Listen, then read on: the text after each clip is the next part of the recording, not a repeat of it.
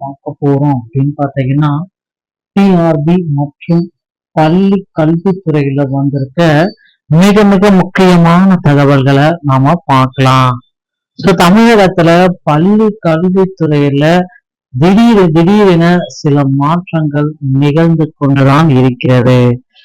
இப்படி இருக்கையில பள்ளி கல்வித்துறையில முக்கியமான மாற்றங்கள் எப்பொழுது நமக்கு கிடைக்கும், இது குறித்து இந்த ஒரு வீடியோவின் வாயிலாக நாம முழுமையா பார்க்கலாம்.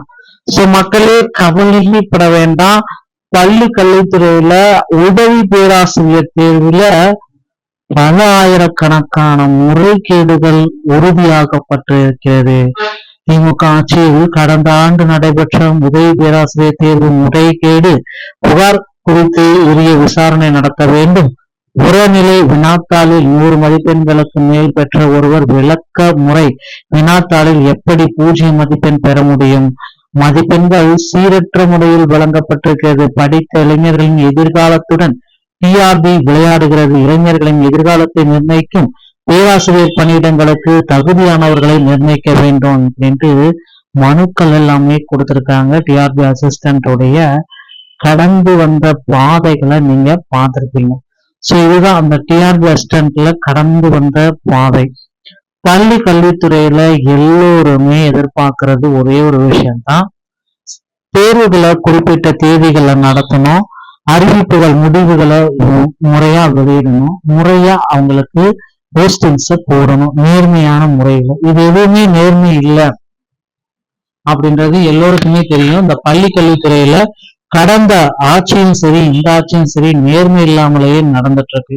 பள்ளி கல்வித்துறை அமைச்சர் ராஜ்மோகன் அவர்களும் குறிப்பிட்டுதான் சொல்றாரு, எங்களுக்கு எந்த இதுவுமே வரல. அவரும் பாத்தீங்கன்னா விரைவில் நாங்கள் காலி பணியிடங்களை முற்றிலுமாக எடுத்துருவோம் அப்படின்றத குறிப்பிட்டு சொல்றாருங்க.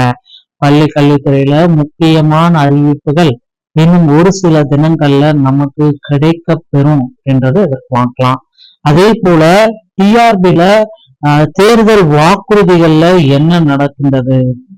இந்த உதவி பேராசிரியர் தேர்வை போல தேர்தல் வாக்குறுதிகள்ல ஒரு மெகா திருப்பம் முதல்வர் விஜய் அவர்கள் வெளியிட்டிருக்காரு.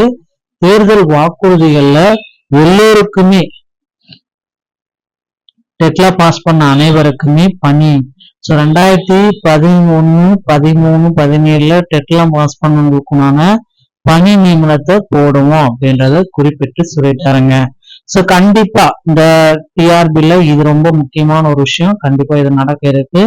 அதே போல பகுதி நேர ஆசிரியர்களையும் பணி நிரந்தர ஆசிரியர்களாக மாற்றுவோம் அப்படின்றதையும் குறிப்பிட்டிருக்காரு.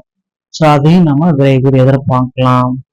அடுத்து நீங்க எல்லாருமே எதிர்பார்த்த மாதிரி டெட்ல பாஸ் 60 மார்க் எடுத்தா பாஸ் என்ற அறிக்கையை ஆசிரியர் தேர்வு வாரிய நீதிமன்றத்தின் வாயிலாக இந்த வார வெள்ளிக்கிழமை இந்த ஜூலை 4, 5 தேதிகள்ல வர இருக்கு.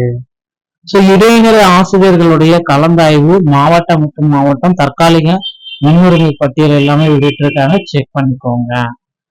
மாதாந்திர இடைநிலை இடைக்கால தொகை வழங்குதல் தொடர்பாக பணம் பெற்ற அலுவலர்களுக்கு அறிவுறுத்தல்கள்.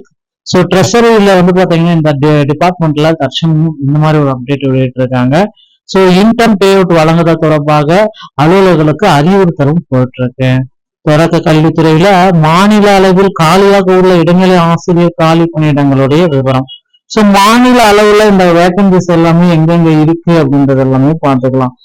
5G டீச்சர்ஸ் டெஸ்டினேஷன் பாத்தீங்கன்னா 5G teachers. Plus Arunachalapuram, Ariyalur இந்த மாதிரி ஒவ்வொரு பள்ளியிலுமே வேகன்சிஸ் பாத்தீங்கன்னா இருக்கு.